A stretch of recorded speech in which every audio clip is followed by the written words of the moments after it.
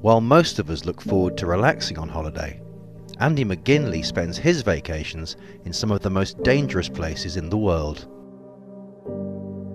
seeking out coups, civil unrest, and even war zones. My idea was that by going to dangerous countries, I kind of got my head above the parapet, and it gave me more to talk about. I had more of a story to tell after those kind of trips. He got the taste for adrenaline while travelling around the world, aged 18, when he found himself in the middle of a military coup in Fiji in the year 2000. I arrived into Fiji just after the coup started, and well, they have curfews during the coup. You have to be indoors by 6 p.m. and I just disregarded it. And the soldiers caught me, they arrested me, and after a couple of hours, he ended up asking me for a bribe. I paid $2, and that was it. I was out.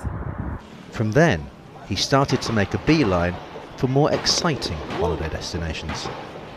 Yemen, the feeling was very uneasy. It was a very tense situation. Al-Qaeda was huge at the time, and the war in Iraq was still very, very much ongoing.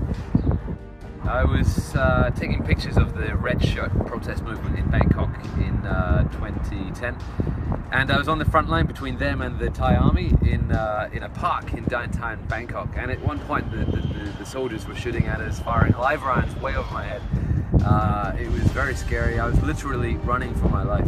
There was a protester. He was wearing a black bandana. He came up to me while I was filming and said that he was going to burn down the Central World Mall. Smash the central floors of the really? Steal everything out of it and burn the down. Within 2 days, the mall burnt down. Last year I was in Kabul in Afghanistan, and I paid this local guy to drive me around. And at one point he said, look out on the left-hand side, look, there's Osama bin Laden's house. Osama bin Laden's house was there? When did he live there? During the Taliban. During the Taliban. Turns out now that it's a restaurant, so if you want you can go and have a shawarma or something. The American Black Hawks, they were flying overhead. I could hear the pop pop pop of Kalashnikovs, I think, that kind of gun, just firing up into the air. I can assume it's some local Taliban were trying to hit the helicopter. Originally from Glasgow in Scotland, the 34-year-old is now a teacher in Saudi Arabia. But even where he lives isn't proving that safe. There is, of course, the constant threat that you're surrounded by maybe people who are sympathetic towards IS or Daesh, as they're called here.